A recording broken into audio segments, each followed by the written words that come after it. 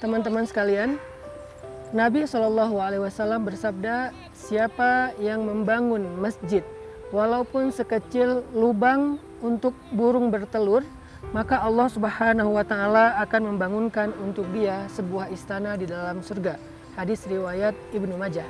Di dalam riwayat yang lain, Nabi juga bersabda, siapa yang membangun masjid karena Allah Subhanahu wa Ta'ala, maka Allah akan membangunkan baginya satu bangunan yang istimewa seperti itu di dalam surga. Hadis riwayat Bukhari dan Muslim.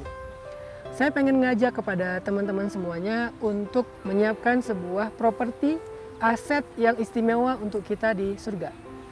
Walaupun surga itu adalah ciptaan Allah yang mahal sekali harganya, nggak usah surga ya, di bumi aja kita mau beli tanah mahal banget, apalagi mau membeli pulau, membeli istana itu mahal banget. Tapi ternyata walaupun surga itu lebih mahal, Allah murahkan untuk hambanya karena Allah itu maha pemurah. Memurahkan karena Allah sayang kepada hambanya. Dan untuk bisa punya aset, properti di surga itu jauh lebih mudah daripada punya aset dan properti di dunia. Kita kalau mau punya aset properti di dunia, kita harus bekerja sekian tahun, nyicil sekian belas tahun. Itu pun cuman sepetak rumah yang tidak terlalu besar. Itu butuh belasan tahun untuk kita cicil atau bekerja menabung. Sedangkan properti atau aset di akhirat, di surga jauh lebih murah. Hanya dengan membangun masjid rumah Allah yang di dalamnya nanti akan makmur dengan kebaikan-kebaikan, ibadah, ilmu, dan dakwah, maka walaupun yang kita berikan untuk membangun rumah Allah itu hanya cukup untuk seukuran lubang burung. Ketika burung bertelur ada lubang kecil seukuran itu saja. Berapa? 10.000, 15.000 rupiah. Ibaratnya hanya membelikan satu keramik seharga mungkin 30.000 rupiah.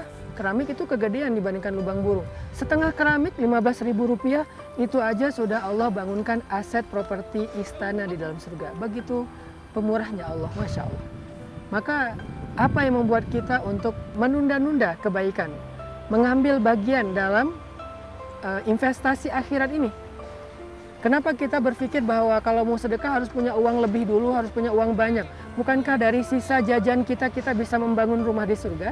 Bukankah dari sisa kita belanja untuk kebutuhan sehari-hari kita bisa menyiapkan rumah di surga? Ibu-ibu, kebutuhan sehari-hari belanja berapa?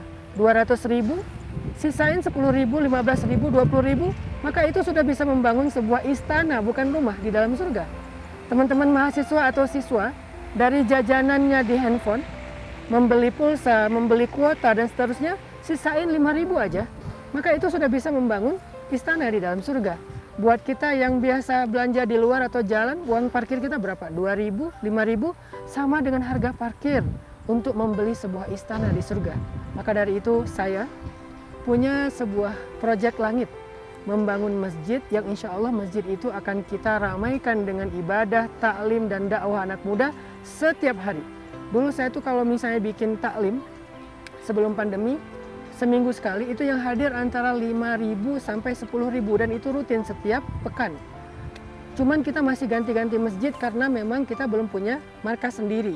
Sehingga kita belum bisa mengembangkan program-program lain selain hanya taklim saja.